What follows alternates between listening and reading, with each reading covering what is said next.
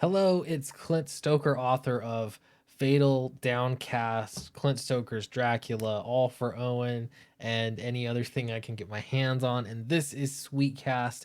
I want to actually talk about the psychology in marketing. There's a lot of it, but this is one particular thing called the identifiable victim effect.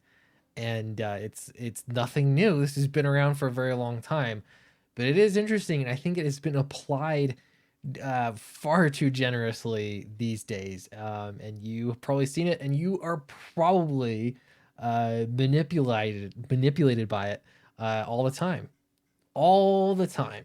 But we're gonna go over that. Before I do, Downcast Volume 4 is live right now on sweetcomicshop.com. I have one question for you.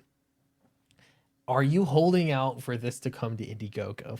Because I've had a few people say that they are, and that is perfectly okay. In the meantime, though, I am very appreciative of the 127 people who've already backed this book. It is coming. We're in production full on. And I'm very excited to get this book out. You're all going to love it. So please do back it, support indie comics. All right. So this is actually a TED Talk from what, 2019 or sorry, 2009. I got to go back a full decade before 2019. 2009. Maybe you remember Bernie Madoff made off with a whole lot of money, millions and millions of dollars from his clients in a giant Ponzi scheme. And what this went over is actually some lessons that you learn from the Ponzi scheme. Something that happened, though, that was interesting is there was this increased scrutiny on investors and firms and diversifying where you're putting money and who you're trusting with your money. And over the course of this sort of correction with the way that investing was done, people started noticing that there were, yes, some that cheated in big ways, big cheats, and that there were many that cheated in little ways. And what it ended up doing is that because those cheaters, this what's called the identifiable victim effect. That's when you can say Bernie Madoff was a bad dude because he did this particular thing, and he had victims from it. So in his case, it was the identifiable, perpetrator, but it's exactly the same thing. It's when you see one clear example with a name and a face, and you can say, this is a bad thing that happened, and I'm going to avoid or fight or counteract this one bad thing. And when you do that, that's basically going after the big cheater, and you're ignoring the many, many small cheaters. Now, this is like when Bernie Madoff was the person doing the bad thing, but it works the other way around when someone is having something bad done to them. Again, they're the identifiable victim. So you're going to actually, in this case, those cheaters that were big cheaters could steal hundreds of dollars at one time, but because it's so public, and the way that they cheated was so much, it was identifiable with how Bernie Madoff did it. They were focused on, but you have those small cheaters that actually stole far more money, and that's because they were just cheating in a different way, right? So let's flip this around, make this a little bit easier. Small Business Trends actually put out, this is in 2013, the identifiable victim effect and how it affects your marketing. And this is literally utilizing this psychological principle to sell a product, which is crazy. I see this so much with just what social media has become. But yeah, it really is trying to get attention by being the identifiable victim. The funny thing is that there will be certain victims that are, you could think, cancel culture is a big one. There's a number of any number of things, right? Where there's a good example, and immediately you're going to be able to rally around this one person or company that has been negatively affected. For example, Gina Carano, perhaps.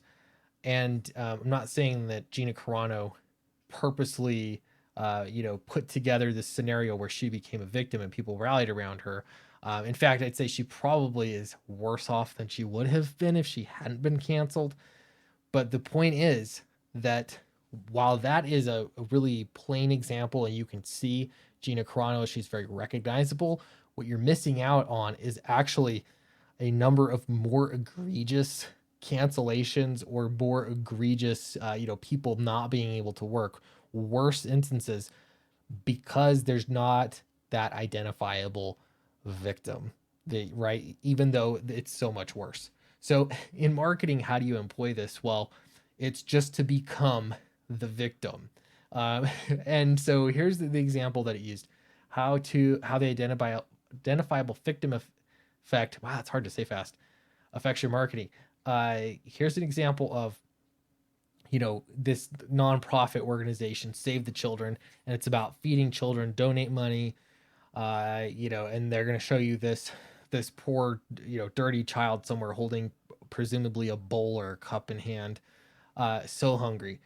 Who knows the context for this picture in real life? It doesn't matter. It's just showing you this one child. It's not telling you about statistics, like how many children are going hungry.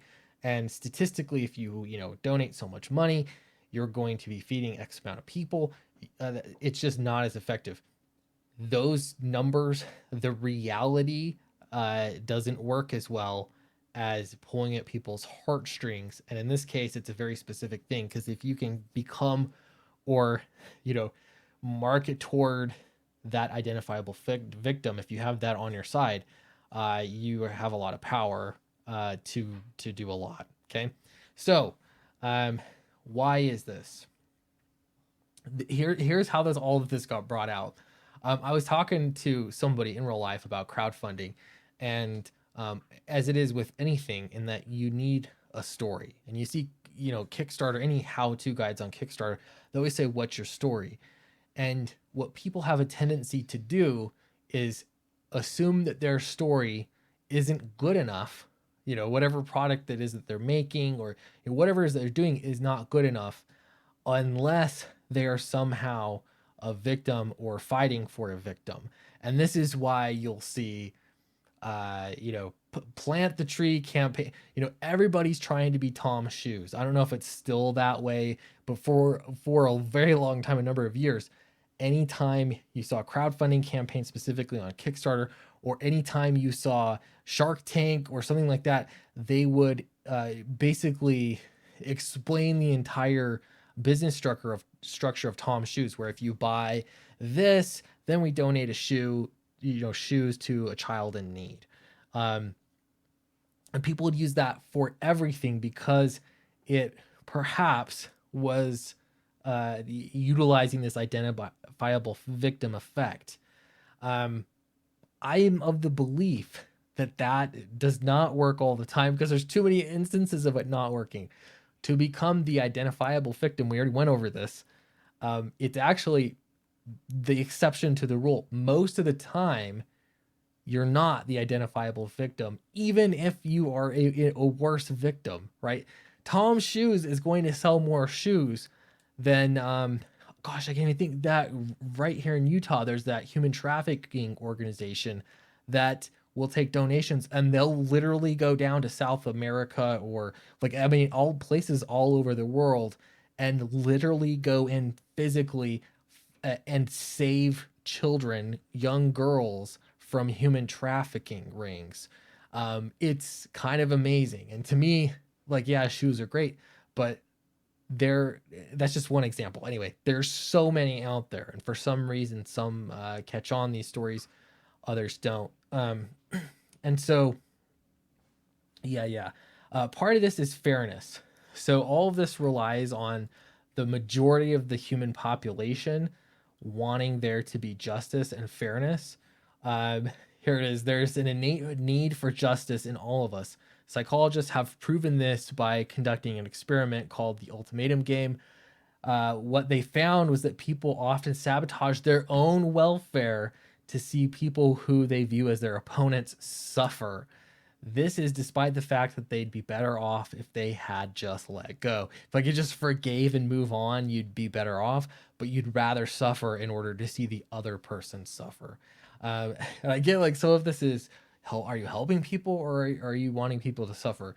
It's all the same. Are you Bertie Madoff or are you Tom Shoes? It's all the same. It's the same thing. And that's because emotions are stronger than logic. Anyway, my point with this is that I don't see this now as much as I used to, but I 100% have heard comic creators or anybody coming in, to try and start promoting their books and get online, literally trying to cobble together a story of how they have been a victim and how it'll get them enough attention that they can sell books. And I'm telling you that most of the time is not going to work because that ship has already sailed. Statistically, it's not going to work for you. And also, I just don't think it's a good idea. There are better routes to go. So yeah, this can be effective for sure, but it's going to be such a small number by the nature of the psychology of it. That's just the way it is. Not everybody, not every company is going to have the identifiable victim effect.